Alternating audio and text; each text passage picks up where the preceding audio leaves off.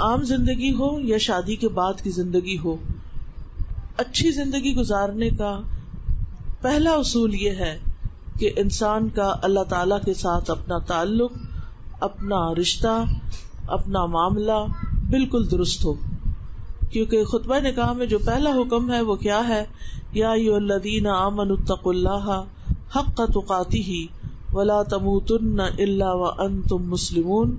اے لوگو جو ایمان لائے ہو، اللہ سے ڈرو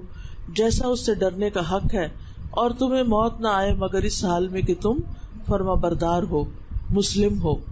تو جب انسان اللہ سبحانہ وتعالیٰ کا فرما بردار ہوتا ہے، اللہ تعالیٰ کے ساتھ اس کا تعلق مضبوط ہوتا ہے، اللہ تعالیٰ کا وہ تقوی اختیار کرتا ہے، تو اس کی زندگی کے معاملات خود ہی سنورنے لگتے ہیں. اللہ تعالیٰ فرماتے ہیں من یتق اللہ یجعل لہ مخرجا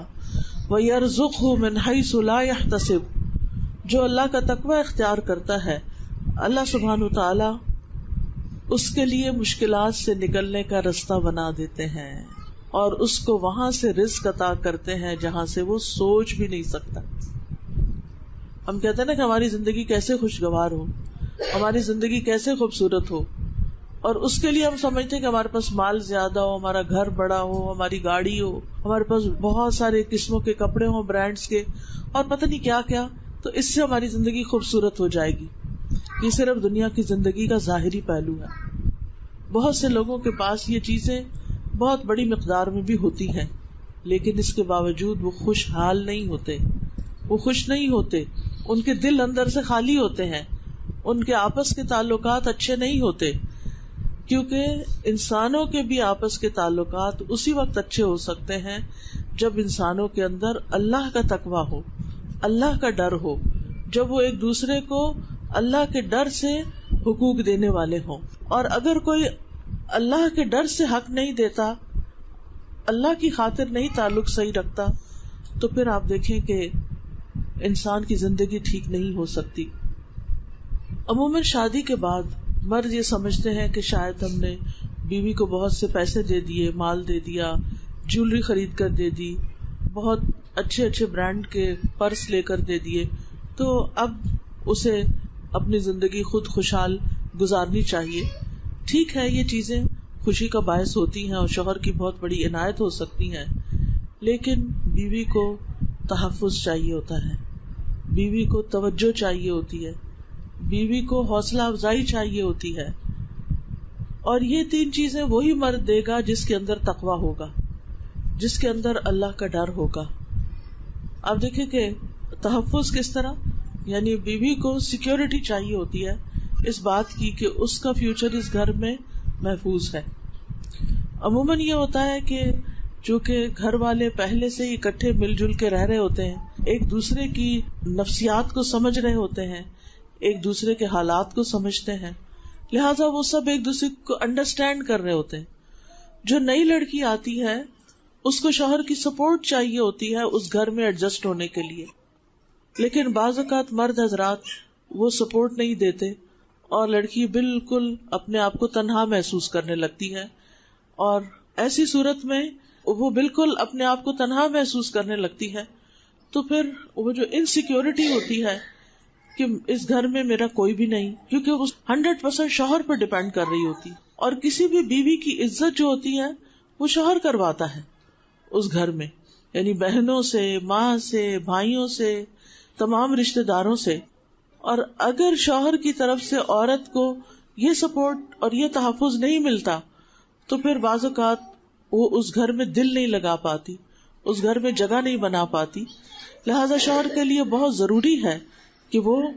بیوی کو تحفظ فراہم کرے، اس کو رہنے کی مناسب جگہ فراہم کرے، اس کی ضروریات فراہم کرے. دوسری چیز جس چیز کی ضرورت ہوتی ہے عورت کو، وہ توجہ ہوتی ہے، اٹینشن ہوتی ہے. کیونکہ ایک لڑکی جس نے اپنی ساری جوانی اب تک کی اپنے ماں باپ کے سائے تلے گزاری، لاڈ اور پیار میں گزاری، محبت میں گزاری، اب آپ دیکھیں کہ وہ ایک نئے گھر میں آئی ہے تو وہاں پر اس کو سب سے زیادہ یہ ایکسپیکٹیشن اپنے شوہر سے ہوتی ہے کہ وہ اس کو توجہ دے، وہ اس کو محبت دے، وہ اس کا خیال رکھے، وہ اس کی ضروریات پوری کرے.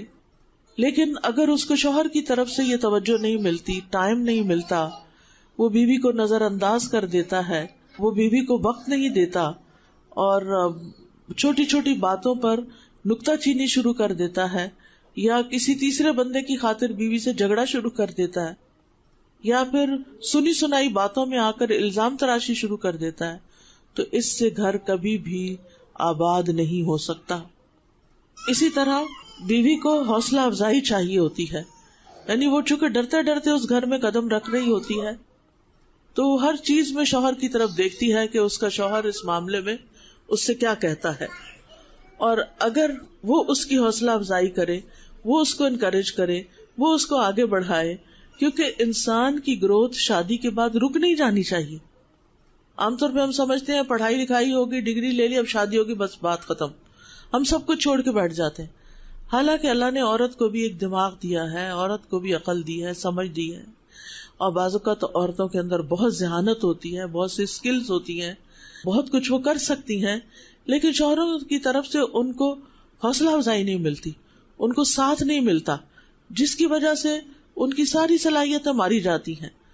تو ایسی صورت میں عقل مند شوہر وہی ہوتے ہیں جو بیوی کی ان نیڈز کو سمجھتے ہیں اور وہ بیوی کے اچھے کاموں کی تعریف کریں، اس کے کاموں میں دلچسپی لیں. اگر وہ کچھ بنانا جانتی ہے، چاہے کھانا بنانا ہو یا گھر کی ڈیکوریشن ہو، یا اور اگر اس کے پاس کوئی اسکل ہے، پڑھانا جانتی ہے، یا ڈاکٹر ہے، یا انجینئر ہے، یا جو بھی اس نے کچھ پڑھ رکھا ہے اور اس میں وہ اپنی حدود کے اندر رہ کر کچھ کام کرنا چاہتی ہے، تو ماں باپ کے گھر میں تو پیرنٹس حوصلہ افزائی کرتے ہیں، انکریجمنٹ دیتے ہیں اور وہ آگے بڑھتی ہے. تو شادی کے بعد اس کے ہسبینڈ کا یہ کام ہے کہ وہ اس کو انکریج کرے اور اس کو آگے بڑھائے، کیونکہ اگر وہ اس کے پیچھے ہسبینڈ کی سپورٹ ہوگی تو وہ بہت مضبوط ہو جائے گی اور وہ بہت بڑے بڑے کام کر سکے گی.